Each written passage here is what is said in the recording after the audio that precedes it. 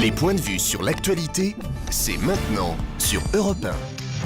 Bonjour Natacha Polony. Bonjour Bruce, bonjour Julie. Bonjour. Et bonjour à tous. Ce matin, en une de vos journaux, on parle économie, libération, emploi d'avenir, l'espoir des oubliés. Le Parisien aujourd'hui en France, immobilier, enfin un plan contre les abus. Le Figaro, compétitivité, le plan héros ne fait pas recette. Les Échos, SNCF, contrôle aérien, la grève contre les réformes. Ah oui, et puis mercredi, sortie de l'Express, et alors là, pour changer, Sarkozy et le chaos de la droite, il revient, point d'exclamation. Et les affrontements continuent en Turquie. Oui, ça c'est la une de La Croix. Turquie, la riposte.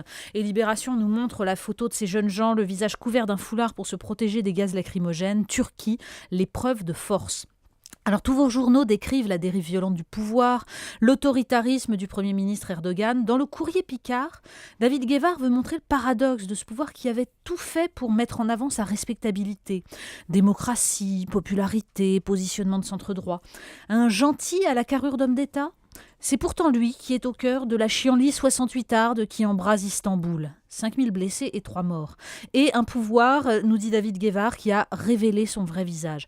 Sur le site slate.fr, la journaliste Ariane Bonzon compare l'Erdogan d'il y a 11 ans, bon enfant, parlant de l'intégration à l'Union européenne comme d'une étape nécessaire pour réformer le pays, et de celui d'aujourd'hui, qui en appelle à Allah pour rendre éternelle la fraternité, l'union et la solidarité arabo-musulmane.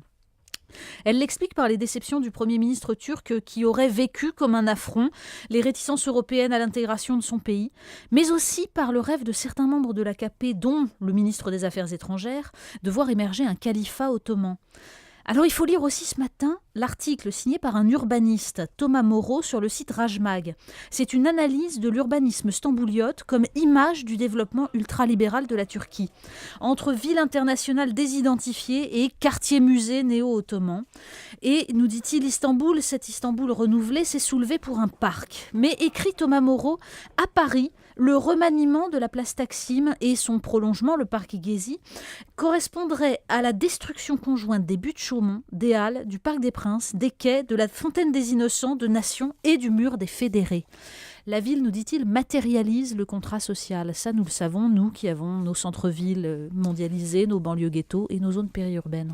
Le PS dans la presse également ce matin. Oui, Libération consacre un article au nouveau psychodrame européen du PS, le vote du texte de la Convention Notre Europe, qui nous prouve à quel point le parti n'a pas encore soldé les débats de 2005.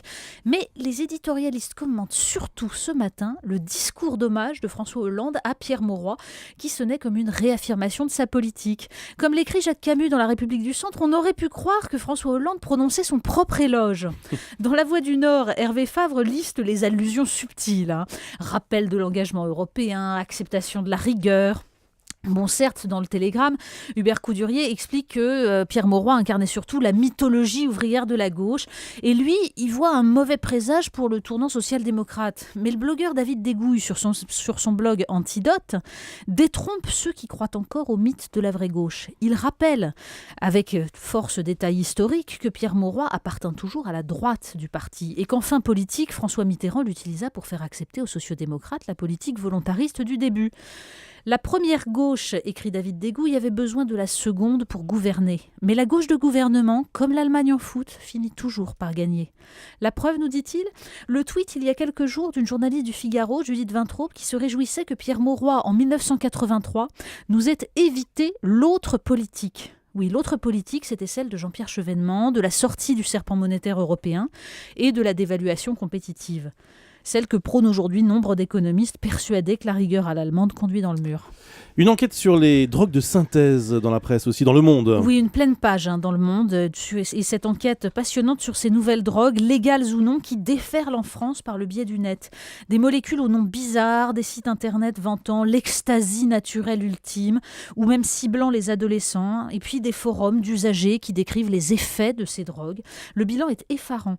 Une nouvelle drogue par mois recensée en France, et des publics souvent jeunes, sans aucun recul sur les dangers de surdose et les risques liés à des contenus douteux. Et puis les questions de parité. Oui, ça c'est drôle parce que les Échos consacrent une page aux nouvelles mesures promises par Najat Vallaud-Belkacem pour lutter contre les inégalités hommes-femmes. Les Échos dont les femmes journalistes faisaient il y a quelques jours grève des signatures d'ailleurs pour protester contre leur sous-représentation dans les instances dirigeantes du journal. Bon, mais en fait, c'est un entrefilet en dernière page du Figaro qui nous en dit le plus sur la parité. Le parti de Nicolas Dupont-Aignan, Debout la République, s'est vu infliger une amende de 100 000 € pour avoir présenté aux dernières législatives 158 femmes contre 140 hommes. Oui, parce que la parité, ça marche dans les deux sens, donc il faut égalité stricte. L'absurdité, elle marche dans tous les sens. Le clin d'œil du jour. Le site slate.fr revient sur une initiative du gouvernement hongrois de Viktor Orban. Bon, vous savez qui s'est jusqu'à présent distingué dans le contrôle de la presse, les élans peu démocratiques. Et bien là, pour lutter contre la dramatique baisse de natalité qui frappe le pays, le gouvernement a organisé des speed dating géants sous la forme de thé dansant pour les jeunes. Ça fait envie. Une initiative évidemment qui s'est aussitôt attiré les sarcasmes d'une partie de la jeunesse, qualifiée par le président d'anarchiste, oui, parce qu'elle raillait la vision ultra-traditionnaliste de la famille dans ces speed dating. On ne sait pas s'ils avaient veillé à une stricte parité, mais finalement, ça pourrait donner des idées à Najat Vallaud-Belkacem, surtout pour compenser le plafonnement du quotient familial. On relance la famille. Merci Natacha Polony.